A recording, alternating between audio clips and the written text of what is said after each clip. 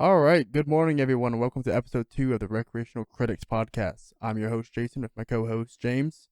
How are you doing today, man? Not doing too bad. So it's late today. It is. It's been a late day, so it's 10 p.m. where we're at. I've been up since 5. Had to work 7 to 7. That's a pretty rough day. You're right. I heard you had a rough day, too. I don't know if I would say rough. I think that you definitely you take the win on this one. All right. I'll take the W. I always need a W for things every now and then. So, episode 2, what did you think about last week? I thought that it went relatively well for the first time we had done one. Right. And I definitely listened to it several times this week, trying to figure it out. And we definitely got some feedback. Mm-hmm. Good and bad. Right. Some fake feedback also, but we won't get into that. The most critical feedback was probably from my wife. She said that some parts were really good, and then the other parts were boring. So I think we're going to try to implement some changes. Right. And I think one of the things that your wife said was boring was how we narrated the entire movie, basically. Right. I think I got wrapped up just going back through the movie. Right. I was hoping that it would lead to discussion. But it didn't. It didn't. Right. Because we sucked. We did. But we'll fix that. I mean, and I think we're going to be recreational critics. I think that we have to be critical of ourselves as well. Especially we got to be more angsty. Maybe. I think that's where we strive. I don't want to be fake angsty, though. I don't think I'm going to have a problem today. I was just about to say that. I think this movie is really going to help us out with our angst. But before we get into this movie, before we do it, it's in the title. People know what we're going to talk about. Okay. I just want to have a little bit of a nice conversation. I haven't seen you in a while.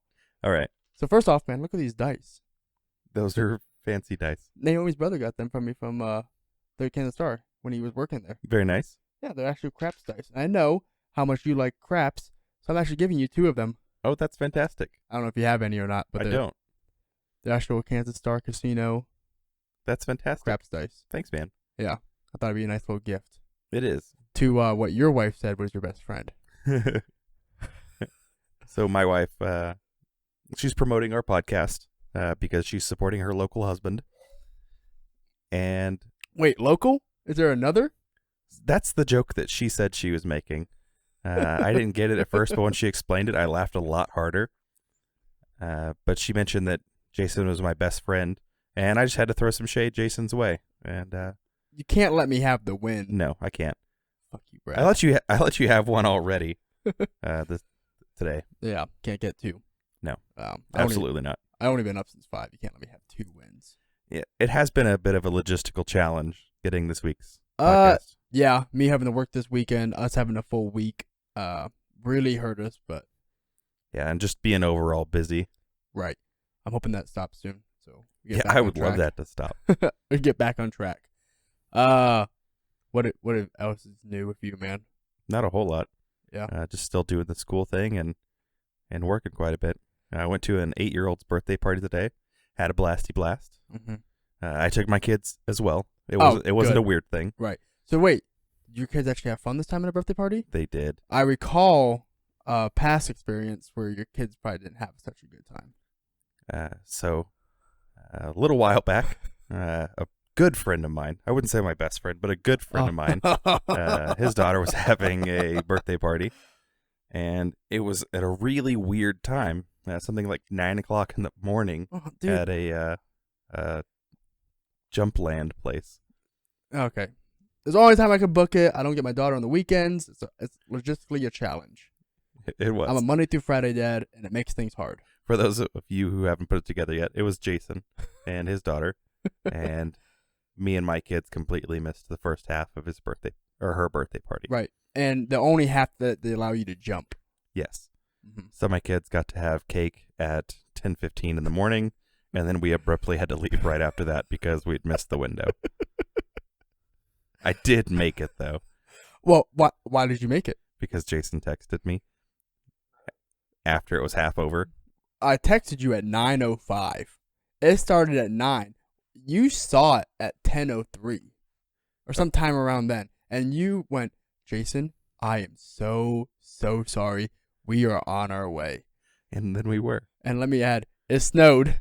It did. It's a 20-minute drive in the snow. Yes. with Well, 3 we made kids. it. We made You it. made it. That's all that matters. Yes. I'm glad you were there. But my Glad kids you're- got to go to this entire birthday party. And they were like, "God, this is so much better than Captain's birthday party." I actually did get lectured by my kids today about we couldn't be late. So it's still fresh in their minds as well. You can't do it again, Dad. No. This is your last chance. So I don't really have much news this week, man. Not really much going on in film, I don't think, right now. Like big things I want to see or big news, other than I got to see the first look at that new Batman. Right. Of Robert Pattinson. Okay. Have you seen that? I try to not do trailers. It wasn't a trailer, just a look at his costume. Yeah, it all falls into the same category All for in the me. same category. Looks good. Good. I think he looks the part, Good. which I didn't think I'd say. It can't be any worse than the previous dumpster fires from Whoa. DC. Yeah, but I thought Ben Affleck was good in Batman v Superman. You've told me. And then you don't think so? It was fine. All right. I really think he was good in that one. In Justice League, no, not at all. It wasn't any good. So, you know what? You have. I don't really have anything else to add this week. I would like to say that I am mad at you. All right, let me hear it. So last week we talked about what movie we were going to do. Yep. And there was a couple options out there. Mm-hmm. Did I pick any of them? No, Okay. you didn't. We didn't really get any. I got 0 emails, 0 tweets. Yes, but it's still early on. I don't think that we had all Well, that this many. movie we did get was a recommendation. Was it? Yes. Who was the monster who did it? I don't remember. Okay. I remember it was You're protecting their identity, and I Rucker. can respect that. Rucker. I hope you're listening to this, man, because you did this to us. I 100% want to say it was him. So there was no conversation about what movie we were going to do. Right. Jason just texted me. I said, "How does this movie sound?" And I will pull it up. Don't make me do it. You said we're doing Six Underground because I have a lot to say. Was that before I watched it then? I don't know. Maybe. Anyways, maybe I did watch it. I had Yeah. no options in this, and you forced me to watch. Did you have this. any options on the top of your head? I would have watched anything else. All right. I would have watched Justice League again. What about Rise of Skywalker? Okay, I'm in. I would have even paid for a ticket, and you know how I feel about that. I'm turning you around. No, you're not. It's just this movie was so bad. Oh yeah. So what was our movie? What was it? Did you It already was say supposed it? to be Okja. Was it? It was. Oh. Or at least Ooh, that you was know an what? option. I think I remember that now. I remember Okja now. Yes. I don't know Uh, anything about that movie, but I promise it was better than this one. Right. So we'll watch that next week. I'm putting it right now on the record. We are at the 8-minute mark. We will watch Okja. Okay. All right. So, Six Underground, starring Ryan Reynolds. Yes. So I'm 10 minutes into. I got a lot to say about this movie, and I know you do That's too. fine. 10 minutes in, I paused this movie, and I was like, "Is this a Michael Bay movie?" And I pull up my phone and look it up, and sure shit, it's a Michael Bay movie. And I know from the way he does the special effects, it's him. It felt like someone trying to make a Michael Bay movie to me. Did you think it was worse than Michael Bay's movies? Yes. Wow. You thought it was worse than Transformers. I don't at large hate Michael Bay. I Mhm. know that that's kind of a hot take. yes, a hot take. The first Transformers, I'm in love with that movie. The first one. Yes. Yep. Okay, we're in agreement. We have to have this conversation. Yes. And I wrote it on our Facebook page. For those who have heard my rant on Transformers, get ready, because it's coming right back up Okay. in the form of a movie with no robots. I hold nostalgia. I don't look at Michael Bay and automatically want to hate his movies. But this was something new. Right. I mean, I like The Rock. I like Armageddon, no matter how many people don't like that movie. Right, because those movies can be fun. Right. 13 hours. I haven't seen it. I think it's pretty good. I understand the criticism that goes behind it. I like the movie, though. Maybe that's a little bit of a personal bias. But the first Transformers was a big part of Uh-huh. me really starting to enjoy my movie theater experience. Yep. I think I saw that movie 3 times in theaters. I saw it once, and I was like, that was awesome. And then I went and saw the second one. And that's when I was like, Right. oof. What happened? It was bad. It's only been a couple of years. What happened? It was really bad. Right. But this movie is dumpster fire.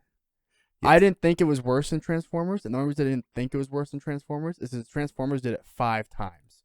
So, going back to last week, on a scale from 1 to 10, what did you think that... this movie? No. Oh. The movie we watched last week. I give it a 5 or 6. Really? You'd go that high? Oh, it was. And it's our first one. Right. You're going to set the bar with Kevin James. And the reason is, I'm about to lower that bar again. Okay.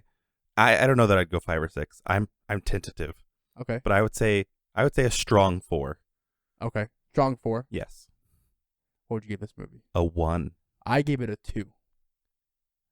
This is the worst movie I've ever seen. And I'm inclined to almost believe you. I hate this movie. I come close. It's probably at the bottom of my list, but I don't think it's my worst movie. If I was walking through my house and somebody was trying to watch this movie on their phone, they were about to select it, I would swat the phone out of their hands. I would cancel my Netflix subscription to make sure no one could watch this movie. I'm crying.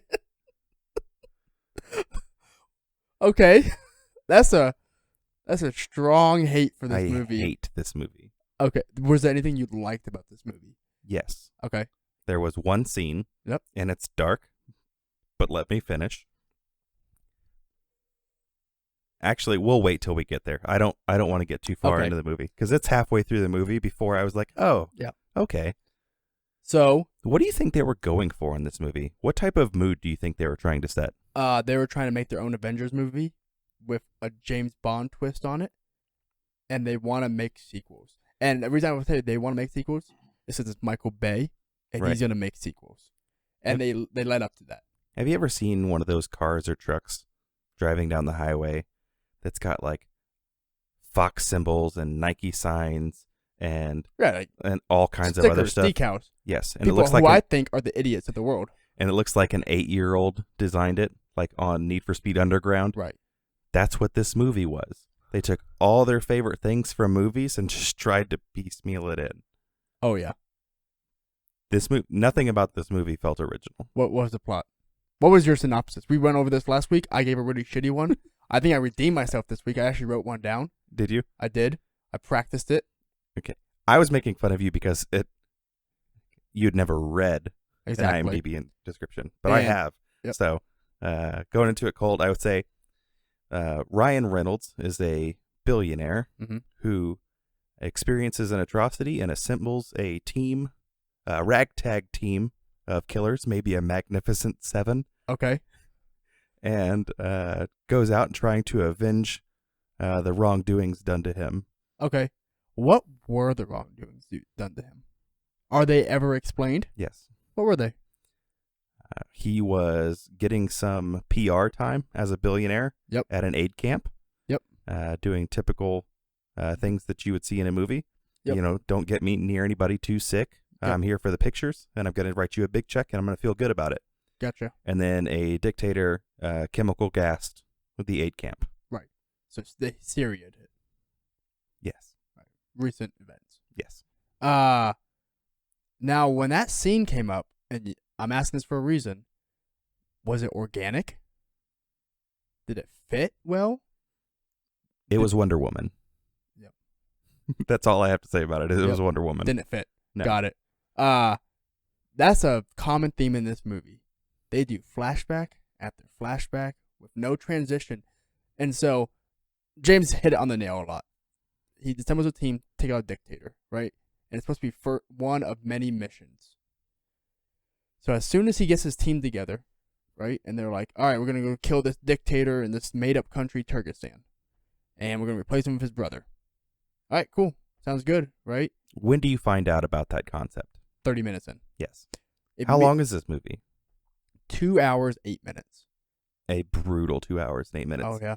You said that you watched it in one sitting. Uh-huh. It took me 3. I know. So when I watched it, Naomi came walking by in the house. I paused it. I'm like, I must be almost done. This movie is trash. I was 52 minutes in. I'm like, oh, no. I have another hour 20. Yeah. My wife jumped in 15 minutes late. Yep. And she asked me what had happened previously. I couldn't explain it to her. Because it's bad. I'm trying to think of a way to explain it right now. It opens into a car chase. Yes. That turns into a Transformer scene with no Transformers. Cars blowing up, running into food carts. Do you think this movie knew what it was doing, No. ripping off all those scenes? No. Because the opening scene, you said, it's a car chase. Yep. The car driver is played by Dave Franco. Yep. Who I was surprised is in this movie. Yes, I think he's hilarious. Yep. But he's the driver, and he asks if he can listen to some music while the car chase is going on. Yep. It felt very Baby Driver to me. Mm-hmm. You don't think that they knew what they were doing with that? I thought they were trying Deadpool. Okay. Yes, Ryan Reynolds played Deadpool. Right. The entire time. And I think he got typecasted into that role, unfortunately. Maybe. Then he did it to himself. So my rule is if a movie knows what it is, yeah, I can appreciate that. Mm-hmm. I won't shit on it too much. Right. I can't tell if this movie knew what it was or not. I don't think it did. So me and you have had this talk before. Hobbs and Shaw, yes. The movie that we know knows what it is. It's obnoxious, it's over the top, and it's not meant to be taken seriously from minute 1 to minute 183. That's a long movie. All the Fast and the Furious movies after Tokyo Drift, you can say that about. Right. They're just ridiculous car ninja movies. Mm-hmm. This movie, I didn't feel was that. I felt like they went somewhere serious with it, and they tried really, really hard. Were there any moments in the movie where you felt anything? So they wanted me to. The music got really somber a lot, and Michael Bayisms. You mean when it wasn't Muse? Right. Okay. That's good. That's good. Whenever the slow-mo would happen, and the sun would be behind the actor's face, or behind their head, and it'd be like Michael Bay things. Like I was about to say, Megan Fox and Transformers, every time. Or Armageddon, when the helicopter's in front of the sun, and you're like, oh, I'm supposed to feel something. You don't feel anything. But your favorite guy, Dave Franco, in this movie, gets killed right away. And you're like, oh, visceral. Awesome. Right? Visceral, bloody murder. Like, this is going to be probably a good action film. And then, is he replaced with anyone else as charismatic as him? No. No. They replaced him with the worst fucking guy on that movie. Who's that? The black guy. Corey Hawkins, the actor Corey Hawkins. He was actually my favorite person in the whole movie. He was your favorite? Yes. But we're a family. He is the only person in the movie who I felt like came to act. Okay. Everyone else was just a joke, and he was the only one actually putting any effort into this movie. What about Melanie? I can't remember her last name. She's from Inglourious Basterds. I thought she was good. The hard-ass CIA lady, State Department lady. Yeah, I don't know. It's very easy to play a stoic person in a movie. You just have to not say anything and look serious. That's fair. Yep. She's banging the big Russian hitman, or Spaniard hitman guy. Spaniard? He's Was Spanish. he from Spain? I think so. Okay. He's not like he's from Spain. Spain or Brazil. Okay. They're very far apart. Well. One of them speaks Portuguese. Okay. Okay. It all sounds. I think he's from South America. Yeah. Okay. I buy that. They leave it generic. Yeah. They leave him very generic. What are their names? 1, 2, 3, 4, 5, 6, and 7. Very original. I want to feel like I remember their names because they tell you their names. It's not important. That's not the point that I was making. Not. But the point is, so he summons this team, and they all have to fake their deaths, so they become ghosts, is what they call themselves. And his rule is, we don't know each other's names because who gives a fuck about each other? We don't know each other. It's like the whole concept. You don't name a dog or whatever, then you won't be sad when it dies. Can I tell you something embarrassing? Yeah. When the movie started, Ryan Reynolds is going through a narrative on how he just died. Yep. And how the world is haunted. Like Deadpool 2. The world is haunted and you can only affect things from beyond the grave. Yep. The embarrassing part is I thought he was actually dead. Right. I thought that was going to be the premise of a movie, and I was actually excited about it. So you thought like maybe he was a ghost? Like a real life ghost? Yes, an actual ghost. Right. There's no real life ghosts. Naomi would beg to differ. We won't go into that. Our house is built in 1940 something. She thinks this house is haunted. I invite the spirits. Whenever I hear a creak in the house, I'm like, "Hey, what's up? You there?" But I thought they were actual ghosts. Yeah. Okay. That would have probably made it a little bit better of a movie, I guess. Not this obnoxious mess of a movie that makes no sense. You know when I found out they weren't ghosts? When's that? About 25 minutes into the movie. Right. They're being car chased the entire time. Hey, man. They ripped the guy's eyeball out. Hey. It's super confusing. Yeah. And it's jump cut after jump cut. And that is a Michael Bayism. And that's a Michael Bayism. It's the worst I've ever seen it, though. It is. I agree. 100%. I agree. I never saw that Michael Bayism for real until I saw Age of Extinction, the first Marky Mark Transformers movie. Marky Mark. Yeah. I'm sitting there watching this movie like, how the fuck they end up there? Or how they end up here? How they end up there? And I'm like, this action is unfollowable. And then I watched this movie. And I never thought a movie would get past editing like this. I said that I watched it in 3 sittings. I had to turn it off after the first car chase. Yeah, because it's so bad. I was just exhausted from watching it. Mm-hmm. And I didn't know really what was going on. It was jumping back and forth so fast. And it was also jumping time. So you're jumping from camera view to camera view within the car. Mm-hmm. You're looking at all the different characters, and it's very rapid. And then you're jumping also back to like an interrogation scene that Ryan Reynolds is having with another dictator. Lawyer? It was a lawyer. It was the dictator's lawyer. Right. And then they cut his eye out off screen. Right. Which I wish I would have showed that part, honestly. I mean, they showed everything else. This movie was brutal. Oh, yeah. I will say the way they killed people was kind of entertaining. The bodies going through windows and stuff like that. I felt myself saying Jesus a lot. Well, one guy went through a window and got ran over by a tire at the same time. Like, fuck. Yeah. That part was very Deadpool. Maybe even a little bit more brutal than Deadpool. Right. The surgery in the back of the seat. So this car chase has gunfire, an eyeball trying to scan with a phone. Yep. A chick getting surgery. Mm-hmm. A guy doing parkour, giving them surveillance, I'm guessing, and then also helping them. I don't know. Why was he doing parkour? Why? No clue. He does parkour. That's his character. Exactly. That's his only character trait. Right. He does parkour. Yep.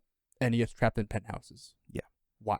We'll get back to that. I honestly don't know what he was doing for the first car chase, but he was there. He was on top of a church, and they went, "Hey, man, we need you." And he went, "All right, on my way." And he ran down the dome of a church. I know where he was, right, but I don't know why he was there. Exactly. It makes no sense. And then he just gets inside a truck with somebody else later. Eventually, the car chase, and the windshield gets really bashed in. I don't remember if it was gunfire or if something hit it. I think someone fell on top of it. That may have happened later. I think it was gunfire. Okay. But Ryan Reynolds kicks the window out, and then they jackknife the vehicle into a forklift, and it goes straight through Dave Franco's neck. That was brutal. It was. I was like, oh, man, the only part of the movie I thought I was going to like. Yeah. I wish that it was Parkour Guy that got the forklift to the neck, because I think Dave Franco may have saved this movie. Right. But unfortunately, it was not. Yep. And then he is replaced by an American sniper. Yes. From a driver to a sniper. I do say his introduction scene was brilliant. Yes. I thought it was very well done. He has a good backstory. He does. So basically, American sniper who had a good call wasn't allowed to execute on his call to save his troops, and he sent home. And he sent home with PTSD, and he wants to kill himself. And there comes Ryan Reynolds. Well, the right call was him killing a driver. Yes, and it ended up being a vehicle-borne IED. Yep, and he called it, and he said, "Hey, this is fishy. I don't like this. Let me kill the guy." And they said, "No, don't do it." And because he didn't, dozens of people died. Yes. No, I agree. I think he had a good character introduction. Like, you know this guy already. In the 25 seconds you got to meet him. Yep. He's got the deepest backstory of anyone you know. And it only took 25 seconds. It did. Because then, when he introduces him to the team, now you named 7. We don't go over each other's names. Yeah, I don't. There is no 6 anymore. Right. Because 6 is dead. Yes. He's like, here's our mission. And they show 9 faces on the wall. And he's like, we're going to take out these 9 bad guys. And he rips the face, the number 1 off of one guy's face. And it's this Middle Eastern man. a dictator. You know that from a headline on a news article you saw floating in the wind earlier. And it goes to the number 1, pops up on the screen.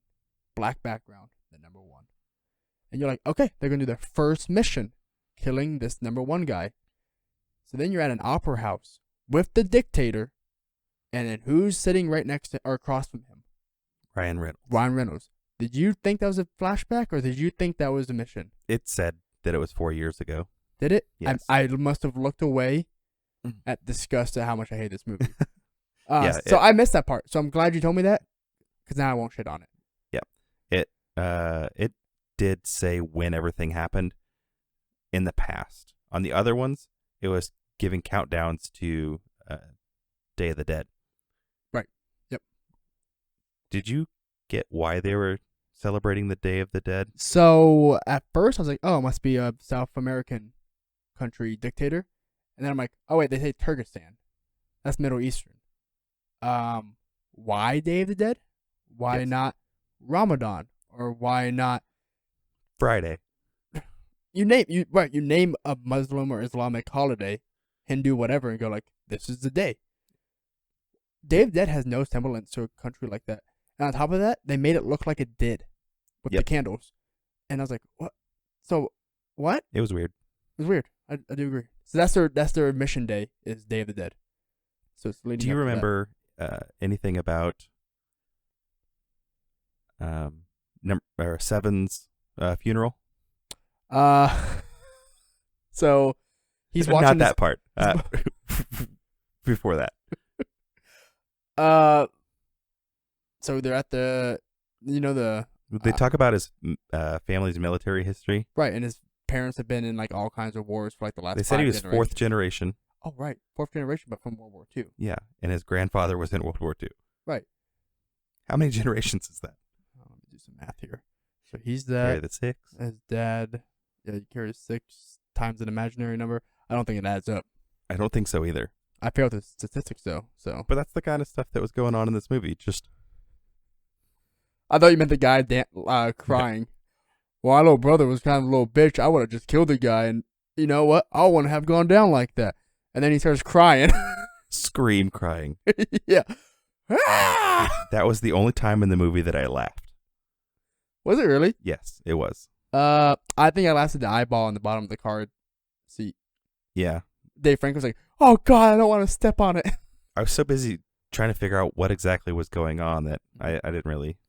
Oh no, I did laugh. I laughed in disgust. You know, like one of those moments where you're like, "Oh my God, this is the worst movie ever," and it was when they shot the pool. That was fine to me. It was. I didn't care. Okay. There's so many other glaring problems with this turd of a movie. I laughed at that part though. I was like, "Oh, this is terrible." How do you feel, Ryan? How do you think Ryan Reynolds did? So you remember how I gave it a 2? Yeah. I want to give it a 1.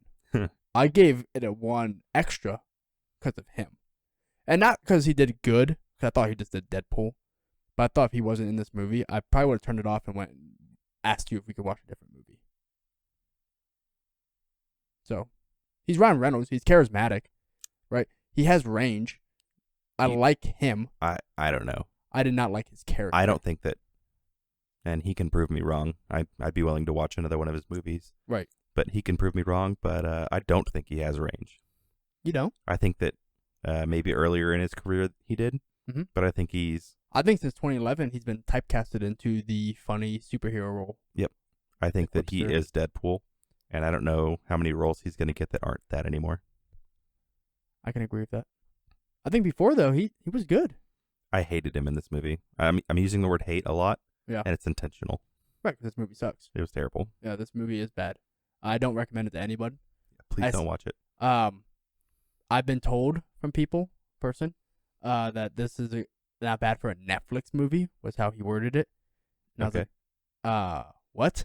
There are good Netflix movies out there. There are. His response was, well, there are worse ones. And I said, that doesn't make this bad movie a better movie. I would challenge that person to tell me which movie was worse than this one. All right. Well, I hope you're listening. Do you know how much they spent on this movie? No, actually, I never even looked at the budget because I was too scared to. Take a stab at it. 80 million. Remember, it's a Michael Bay movie.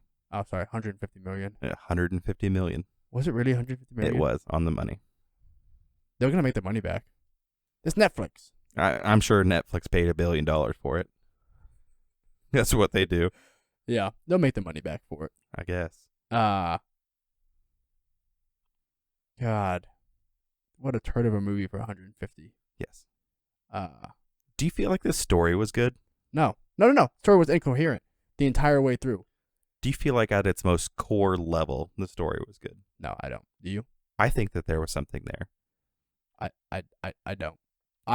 It's tropey, I think. Dictator needs to be overruled, and of course he has a democratic brother, sympathetic, to the people. Right. I hated that concept. And I hate the concept that this brother that the dictator hates so much, he locked away in a very nice penthouse and didn't kill him. And then when he went like, if anything happens to me, I'll kill you. I have my guy here. He's going to do it. Don't you fucking worry. Why didn't he just kill him if he hated his brother that much?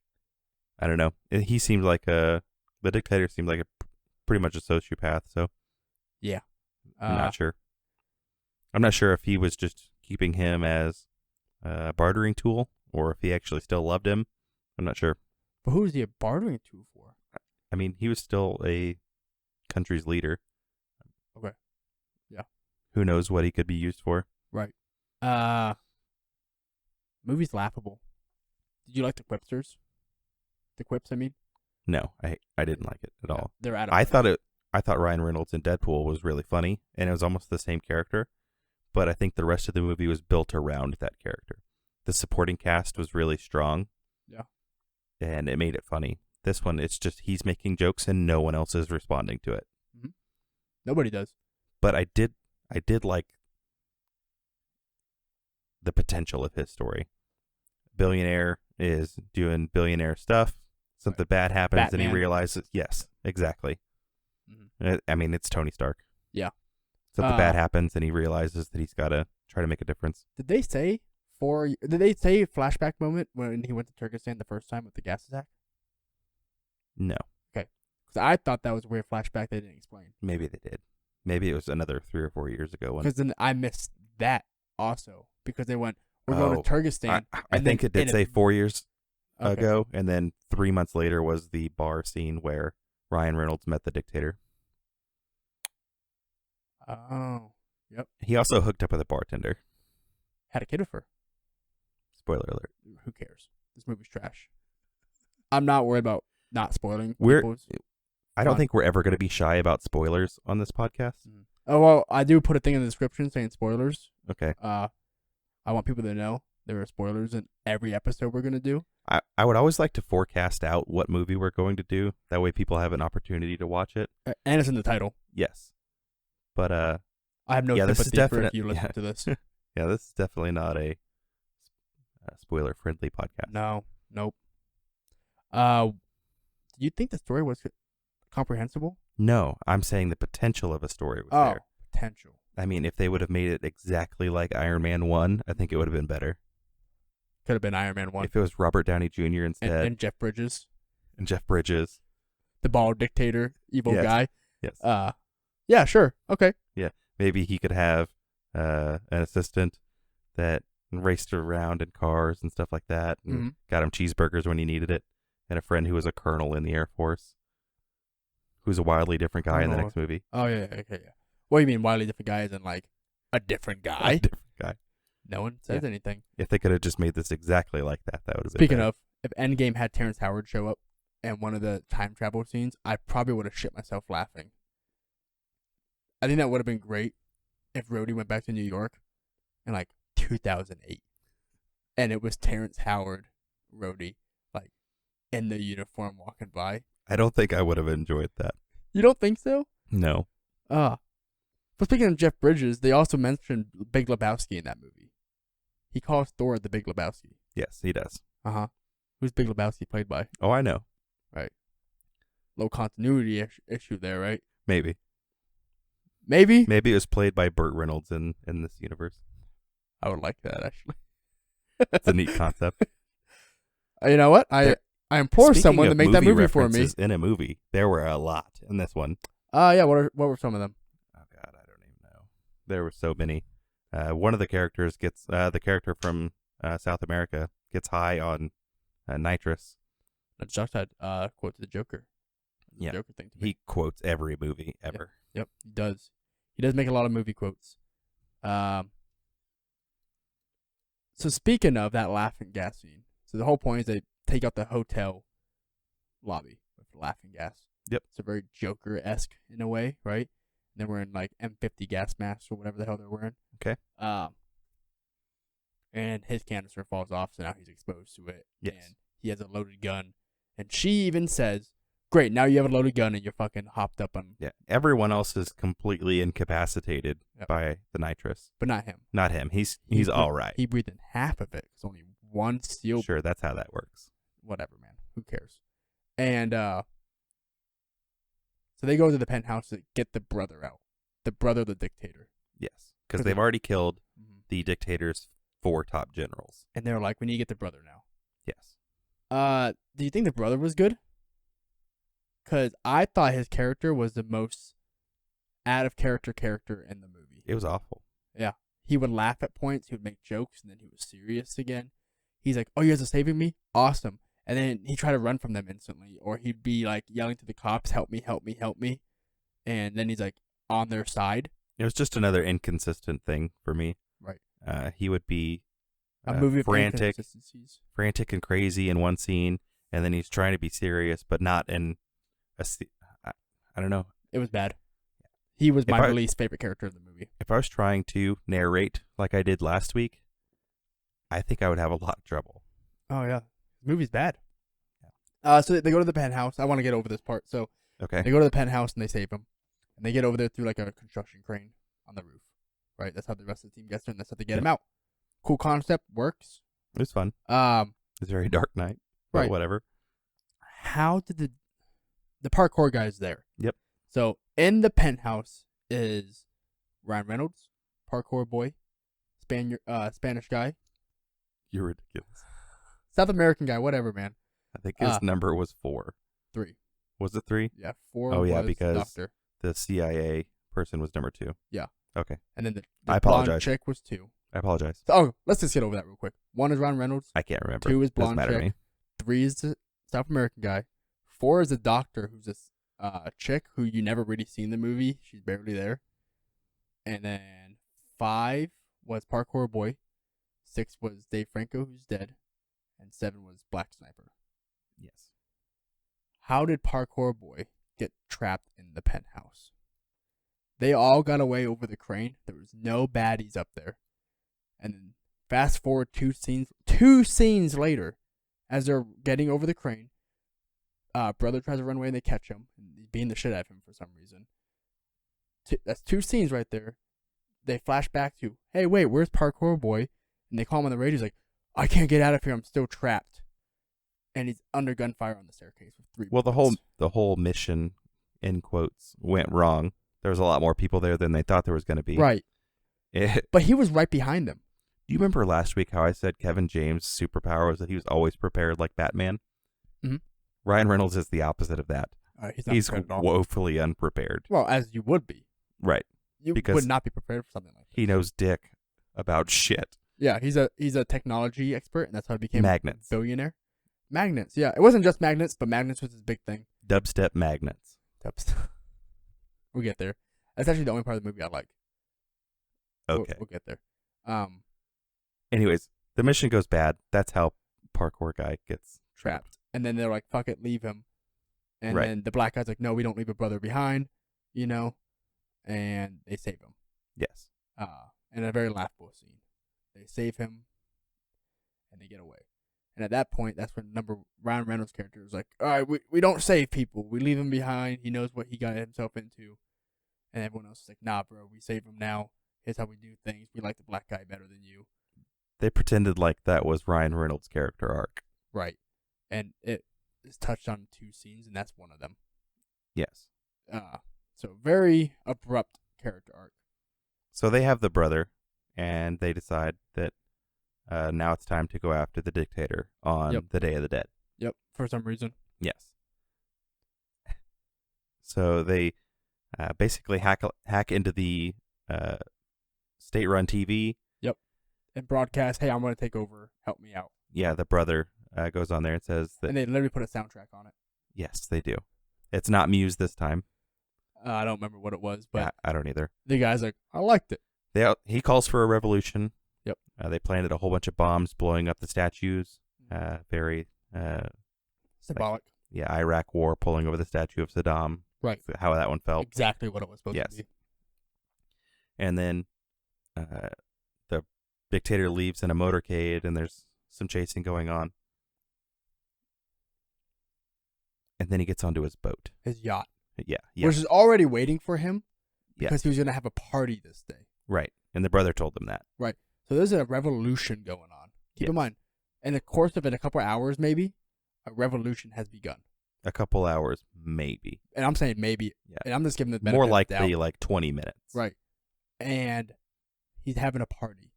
You would think, what would happen to that party? Canceled. Would he go on a yacht? Probably not, but who cares? Maybe no, they said in the movie that was his failsafe. Like, he had a panic room on his yacht. Right. You'd think he'd have one in his palace, but whatever. Yeah. So he goes in the yacht, and the party is still going. Yep. Even after he gets on the yacht and there's been gunfire, the party still goes at some scenes. Hey, man. Whatever it takes to get down. Sure. And the whole ploy is like, we knew he was going to go to the yacht. So I attached these devices on submarines, right? Use remote control submarines to attach itself to the hull of the yacht. That was one part of the master plan. Right. And because I'm going to use this technology I developed, basically super magnets. And he alludes to it, and you're like, okay, let's see how he does this. Well, I don't know if you remember, but they had parkour guy swim under the water all the way to the boat. Yep. And then they just drove up there with another boat. Yep, I do remember that. I actually went like, why? I don't know what the benefit was of having the other guy swim. No. He climbed up the anchor, and they said, remember, you have to take care of that anchor. And he didn't do anything with it. All he did was climb up the anchor. Yep, nothing happened to the anchor. Nope. I was like, oh, they're going to break the anchor. They're going to trap them there, you know. 4th generation anchor sabotager. His grandfather used to do it. Was that his character arc too? His character development? I missed it. I missed a lot about this movie that you caught. I guess. That's some character development right there. Yeah, I was just making a reference back to the sniper. Right. I know what you were doing. This movie's so confusing, I didn't want you to take me seriously. I actually took it pretty seriously. I wrote it down in my notes. Good. Let me write it down. You're ridiculous. Yeah. So they get on the boat, and he has this new technology, this magnet stuff he's been talking about. And the way they just say, here's your body armor, here's your guns. He hands out supplies. He brags about how they're ceramic barreled plastic guns. Right. 3D printed and all that stuff. And you're like, all right, cool. Why? And you find out it's Magneto. Because he turned the boat into a magnet to where whenever he uses his phone, people fly to the wall. His piece of crap phone. Right, like an iPhone. It keeps falling apart, and then he can't do the dubstep magnets anymore. Dubstep happens every time it goes on. I thought the magnets were a pretty cool concept, you know? Right. And I like how people would fly to the walls and knock themselves out. And then get stabbed by everything. Right, the knives fly at them. Or one guy had a grenade, he threw the pin off, threw it at Ryan Reynolds. Magnet, grenade went with them. Blew him up. Didn't destroy the yacht somehow, but that's... Well, there are other grenades in the movie that blow up half a city block. And then there's that grenade which just blows up that one guy gruesomely. Right. There's so much just over the topness in this movie. So right after that, they go into a scene where it's basically a shooting gallery, really close quarters. The yacht doesn't look that big, but apparently to them it's like a mile long. It's huge. It's like Fast and Furious. A guy sneaks up behind the sniper, number 7, and tries to take him out. Well, 7 just shoves a flashbang in the guy's mouth and pushes him around the corner. Oh my God, that was awesome. Yeah, then the flashbang goes off, and it leaves a stump where his head used to be. Britney Spears from South Park. I don't know if you know that. I don't know that reference. It's pretty good. But Ryan Reynolds, he's like, Jesus, man. And then the sniper was like, dude, it was just a flashbang. I didn't know it was going to do that. Yeah. I thought that scene was clever, and I may have laughed if it was earlier on in the movie. Right, but this But point, I was so done at this it's been point. an hour and a half. Oh yeah, hour and a half at this point. Half an hour of this movie is this boat. Oh yeah, Half an hour. and it won't end. It doesn't look like it's ever gonna end. When you think it does, Parkour Boy is now getting the shit beat out of him on the yacht. Yep. And they have to go find him. While the dictator is escaping, they finally found the dictator. Yep. And 5 is getting basically beat to death. Yep. And he's on the radio. And going, Ryan "I need Reynolds help." makes the choice Right. to go save 5 rather than get the dictator. It's their family now. Their family now. All of a sudden, this weird character arc happens. And he goes and saves him. He has to look around for quite a while. So 5 gets his arm broken. And he gets and he's like, torn "Tell me up where pretty you bad. are, buddy. This yacht's huge." Yeah. The yacht wasn't that big. No. You're But already then at again, the 5 stern. wasn't telling him where he was. Sure, but he's already at the stern. Just run to the bow, and you would have found him. Yeah, you're using boat terms that I don't know. But anyways. Back and front. All right, let's settle this. Back is stern, front is bow, left is port, right is starboard. Yeah, that sounds like something you'd know. I play Sea of Thieves. It's true. Port, left, 4 letters. Left is 4 letters. Port is 4 letters. There Okay. you go. So you need to know. Sure. I could buy that. Your bow tie goes But- in front of your sternum. Okay. I'm done with the boat talk. Want more nautical terms? No, I don't. You should catch Jason in his Sea of Thieves stream. Yeah, Twitch stream jpaul_94. Shameless plug. Yeah, it'll be in the description now. So Ryan Reynolds is trying to find 5. And 5 finally answers him. And do you know what he tells him? He's going to kill me. He's asked you 5 times where you are so he can go shoot this guy. And the first thing you say is he's going to kill me. Uh-huh. It's frustrating. Yeah. Because it's just... Where are you? He's going to kill me. Help me. I'm like, no, fucking where the hell if are you've you? got one breath to talk, say, by the pool. By the pool. He was by the pool. Yes. That's all he had to say. At the literal and then front Ryan of Reynolds the would be ship. like, oh, okay. Yeah, I know where that the is. literal front of the ship. Yep. But it was Fucking this terrible. decision that he had to make to save his buddy. And it makes it seem really impactful because the dictator's getting away on a boat. And it's like, oh, he gave up the mission. This guy that he hates so much. And he's going to save his guy. The boat gets picked up by a helicopter. Yep. Who's flying the helicopter? The brother. The brother. How? It was good the entire time. Right. So it wasn't actually a decision that was impactful. Right. So that whole element is thrown out. Yeah. Instantaneously. Yeah. Oh yeah, the boat's sinking too. It is. Yeah, I forgot about that part. Yacht sinking. Very slowly. Super slowly. For having like 7 holes in the side of it or whatever it was. Yep. All massive. This is slowly goes down and goes down in the back only. Why do you think movies do that? Titanic. No, I mean where they undercut the story arcs that they've been working the entire movie. You want again in quotes because this movie didn't do any work. You want my honest answer? Yeah. Because I think the average movie viewer doesn't give a fuck. Yeah. I think people, for the most part, are distracted by this kind of movie because there's a lot of explosions, there's a lot of acting, and there's Ryan Reynolds. And so, who needs a character arc when I get all that stuff in a movie? Normally, I'm in for that. I love the Expendables movies, and they're only that. Expendables had a story arc. It did. It did a really good job, but you also went into it knowing that, hey, this is fun. Right. The first Expendables is honestly the only one I've ever watched. So I'll caveat that with saying I haven't seen the second or third one. Okay. Rambo, I say Rambo, but Sylvester Stallone's character. Uh-huh. Barney, I think his name was, in those movies. I think so. He has a character arc. He learns in this movie. They all learn. Right. And I was like, wow, so this movie of 80s action stars I thought was just going to be rocking house the entire time, like blowing shit up, actually has depth to it. And this movie had none of that. Yep. And that's because I hate to say it, but the filthy fucking casuals that watch movies don't give a shit. They don't. They don't. I think that if you're hired as a writer for a movie, you should at least put in some effort. I don't know who wrote this movie. I don't know. You continue talking. Okay. I'll do the Googles. I think the biggest example of shitting on the entire thing you've been working for was in Wonder Woman. For the entire movie, she's working towards this hey, there's this one bad guy, and if I go kill him, then the entire world war will stop. Yep. And then she finds out that, or what was his name, Steve Trevor? Steve Trevor, yes. He tells her, hey, maybe we don't deserve the help. And it's not one guy. And it's this really like passionate scene. And then he goes and saves everybody, flying the plane away. And it's really impactful. And it's beautiful. And I loved that movie up to that point. And then the movie's like, just kidding, there really is one guy. You ready to hear who wrote it? Yep. I'm actually disappointed now. I'm even more disappointed than I was originally. Why? So these writers are writers that I genuinely like, for the most part. I like their films. I know them by name.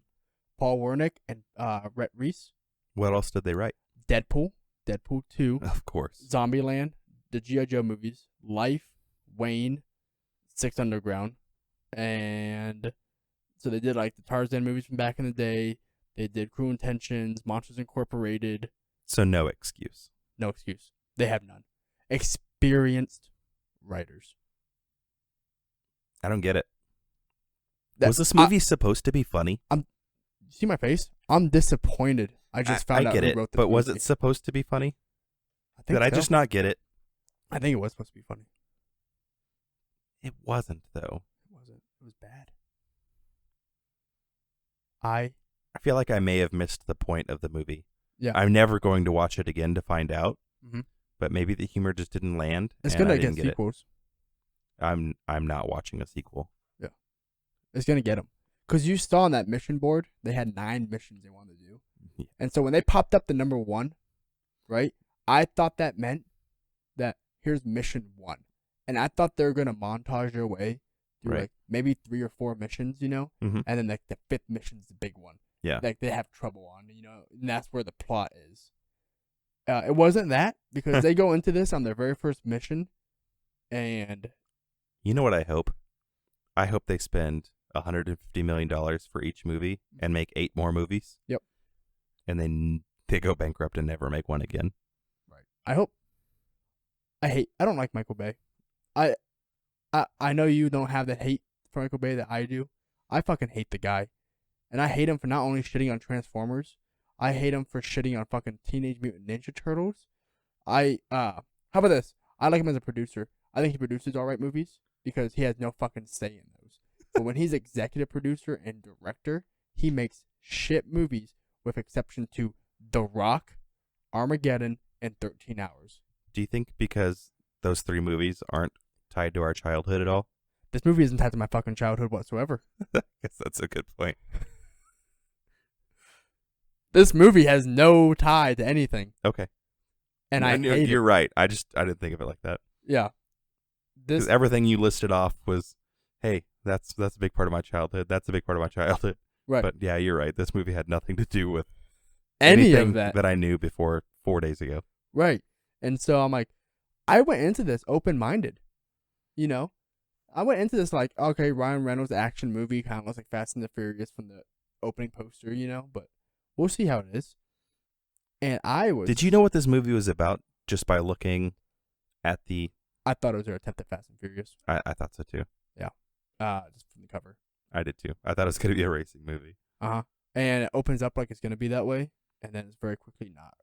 I got Fast and Furious from it because you know how like some Fast and Furious movies would start with a heist. Right. They stole the gas tank or whatever the fuck it was in one of them. Yeah. That's what I thought this was at first. That's kind of how it opened up to me. I didn't even read the description before I watched it. Neither did I. I rarely do. And as you know, I don't read IMDb synopsises and Netflix synopsis and all that stuff. I like going into a movie, going into it to be a good movie or a bad movie. Yep. And that's one of the biggest reasons that I don't watch trailers. It's a bad movie. I think we've hit that. Yeah, I can't hit it enough. What was your favorite part of the movie? Like I said, the magnets. Okay. I like the magnets. You want to hear my least favorite parts of the movie? Have we not hit them yet? No, you haven't even hit them once. Okay. So he has sex with the waitress. Uh-huh. And then the number 2, number 3 have sex. Okay. After they kill the 4 generals. Okay. In Vegas. Makes no sense to me. I just got kind of tired of that Michael Bayism. That it just needed a sex scene in the movie. They needed 2 of them. Right. That were we talked about of the picture. We talked about him hooking up with the bartender from that scene. Mhm. And He has a kid with her. He loves her. You know he loves her because when he goes to commit suicide, quotation marks, her picture is in his plane all over the place. So you're like, but according to the movie, how long did they know each other? A week. You think they knew each other that long? I think so. Does the movie point to that? Did I miss it? No, I only say that as a guess. Right, you just a wild speculation. He hooked up with her one night, and then you see a thing where he says, "I've always been watching you," kind of thing, but in his head. Okay. And that's it. And then her picture. There's several pictures of her in his aircraft that he commits suicide with. Right, because the whole stick is they all fake their suicides. So did he know about the kid? I think so. You do think so? So the movie opens up, he's putting something in a filing cabinet and locking it away. Okay. And the movie ends the same thing. Right? Okay. And when the movie ends, it says, "For when I die, give all this to my son." The scene at the end? I think they're both the same scene. Okay. The scene at the end where he sees the kid for the first time? Yep. It looks like that's the first time he's ever... But I don't think that's after this mission. I think that's a flashback. That's so weird. Right. I think it's a flashback. It doesn't make any sense. The movie doesn't make any sense to begin with. I think the two scenes when he's narrating in the very beginning and then the very end when he's locking away that lockbox or whatever, I think those are the same scene. So it's just leaving this note with "leave everything to my son," right, and then blowing the money on dubstep magnets and ceramic guns. Yep. Well, not blowing it. He has $1 billion, so it's more money. Money does run out. Right. I also kind of concerned about how his accounts are still being used. It is interesting. I thought about it at one point in the movie because the movie's so boring that I had moments to think. And right. that's never good in a movie when the viewer can be like, so actively thinking about how bad the movie is while the movie's going on. Right. So you're like scratching your head like, well, do you remember when I watched Justice League? You texted me. I was actually in the parking lot of the movie theater. And I was actually in the parking lot of the movie theater as well, but you didn't know that. I didn't. I was at Applebee's. You didn't tell? Oh, I do. I do remember you telling me that. Yeah, I was at Applebee's. Bad choice. Of course it was, but I had 4 kids, and that's where it was. And so, cheap $1 Tuesdays. Hey. Kid meals are $1 there on Tuesdays. That's money. It's $4. Anywho. So, you text me. I just saw Justice League. And yep. I wanted to know how you thought. I'm a huge comic book nerd. I had to hear it. And you said, I liked it. I'm pretty sure I said I loved it. Yeah. Because the week leading up to that, or maybe the weekend leading up to that, I think it just came out a few days prior, you were like, I was talking shit on it. And you went into it with an open mind, expecting it to be shitty. Yep. And you walked out and went, I actually loved it. The lowest possible expectations. Right. And you said, I love this movie. Do you remember what I sent you 5 minutes later? I don't think it was 5 minutes later. I think it took about... I wasn't home yet. Disregard then. Yeah. It was very soon. I was texting while driving. Don't tell anybody. I have to report you. I don't know. Who do I report you to? Like, who knows? Your local DMV. And so, you told me you don't like the, you had things about it you didn't like. No, I told you. Wait, no, I didn't. Yeah, I'm pretty sure you asked me questions on the drive home or whenever you texted me about the movie, and then you told me that you didn't like certain things about it. And then later, that same night, you texted me again about, I actually don't like that movie at all. Yeah, I had time to reflect on it because Justice League closes with everyone standing there. It's their Avengers Assemble moment. Right.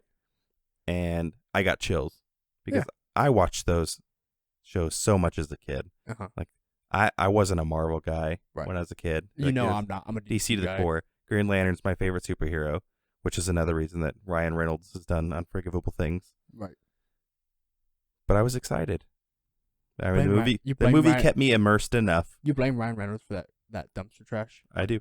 What? He had a part in it. Okay. Go ahead. But Justice League kept me immersed enough to where I didn't realize how bad it was until I was walking away from it and had time to reflect. Because it's a busy movie. Yes. With an actual coherent story at points. Yes. Yeah, and you can follow it. I had to pay attention to follow it. Yep. This movie was unfollowable, and I think that's why I was able to think about it, actively hate it while watching it. Because that 2 hours felt like 3 hours. Because hour of it in my head was me thinking about the movie. I'm a millennial. I can sit in front of a TV forever. Mhm. It took me 3 tries to get through this 2-hour movie. I procrastinated it like it was homework. Right. Which you also Procrastinated. procrastinated. Wow, that's a hard word to say. Right. Especially when it's 11 p.m. Hey, Yeah. Not a good movie, bro. just to make sure everyone knows, don't watch this movie. Yeah. Netflix, take this movie down. Is it possible to thumbs down? No, I don't like their new rating system. And I say new, it's probably like 5 years old now. But they used to have a thumbs up, thumbs down. Not thumbs up, but a 5-star or 1-star. You rated it how you wanted it. And now they still kind of let you do that, but they don't let you see the general consensus of what people feel about the movie.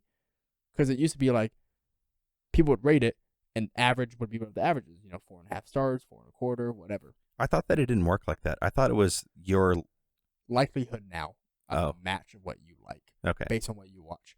So that's why I don't like it now. Gotcha. Because now it's like, hey, 92% chance you will like this movie based on what you watch. Well, guess what, man? I've watched shit I don't like on here either.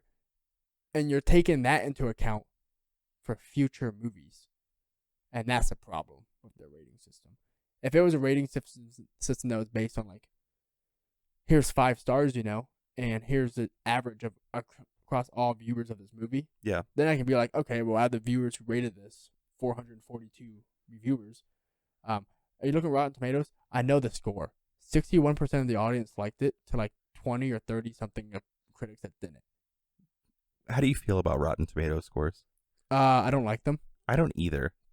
I think they're a good metric though to what critically a movie is, and commercially how a movie is. So when I look at Rotten Tomatoes, I look at see like what critics think and what the audience thinks. But I don't take those numbers like seriously. IMDb, I take them seriously. Metacritic, I take seriously, and Google. Okay. I'm just gonna read a couple of the reviews from other people. Okay. Robert Levin, he's a top critic on Rotten Tomatoes, says this is a terrible action movie that utilizes Michael Bay's worst instincts and none of his best. What do you think are his best instincts? I think that when it's a measured approach, I actually like his directing style. I don't like the jump cuts, but I do think that some of the cinematography, while he does use it too much, I do think it is enjoyable. Okay. It's just when you find out, like, when you find a new tool on Photoshop or something like that, it's like the only tool you want to use. He tries it too much. Yeah. I think he falls victim to that. Okay. I think he has a very distinct style, right? And it's pretty apparent when you can see it 10 minutes into a movie without knowing he directed it. This is a Michael Bay movie, which is what happened for me watching this. It's very distinct, and I do applaud directors who get to use their own style, because too often studios get involved in a director's style, and it tends to fail, and that's when you get creative directors that back out, and more directors brought back in. Michael Bay has always been allowed to use his own style, but I fucking hate his style. I applaud him for having his own style and sticking to it all this time, no matter how much it's critically hated. But I hate his style. Yeah. But good on you, Michael Bay, for being who you are and sticking to that. I really do think it says a lot about his character, that he's like, I don't care what people think about me. This is my project. There are people on this website that enjoy this movie. Yeah, people have bad opinions. They do. I'm not going to read any of them because they just make me mad. But I just want everyone to know that there are people out there who enjoy this movie. Yep. Who say it's a great action film. I think one of the people said that it's the Michael Bay-iest movie that they've ever seen. I don't think so. You think that there's one that's more Michael Bay-ish? You want to hear it? Of course. Age of Extinction. Okay. My reason being is he makes sex symbols out of women in movies. I think that's one of his worst tropes. On top of his terrible explosions that make no sense and his really shitty dialogue, he has the scenes of the Megan Fox, right? The whole reason she backed out of the project. Then you had the chick from the third one, the British lady. And the fourth one, he literally has an underage girl that he makes his sex symbol of the fourth one. Do you remember her? No, I don't remember that movie. They had a Romeo and Juliet law clause brought up in that movie. Do you not remember that now? I seem to recall it. The boyfriend, who is 19, girlfriend 17, right? Marky Mark's daughter. Yep. The boyfriend literally pulls out the Romeo and Juliet law out of his wallet. Okay. He had it laminated. All right. And to me, I was like, what the fuck is Michael Bay doing? He's literally promoting, to me, statutory rape. Under the clause of like, but there's a law to cover this. Like, what kind of creepy shit is that? You're literally sexualizing a 16-year-old, 17-year-old girl in this movie. And then Bumblebee, he didn't have a part in other than producing. And they went with an actual, like, 12-year-old girl. And I was even more worried. But they didn't do anything with that. So I was pretty happy. Okay. Yeah. I know I went off a rant there. All right. But I don't like Michael Bay for that reason. His explosions and terrible dialogue. Okay. So. I didn't realize that he directed Pearl Harbor. Oh, yeah. I totally forgot about that. That's another movie I fucking hate. I know some people like it. I think there's better Pearl Harbor movies out there. And he also directed Pain and Gain. He directed Pain and Gain? He did. With The Rock and Marky Mark? He did. I didn't mind that movie. It was a lot to take in, though. He directed it? The Bad Boys movies, yeah, I loved, though. He did do the Bad Boys. I don't think he did the new one. I think he produced it. I mean, directed it, yeah. Yeah, if I knew somebody, I could produce a movie. True. Basically just agreeing to pay for part of it. Or just have them put your name on it. Right. Happens a lot. You just want a piece of the cut. So,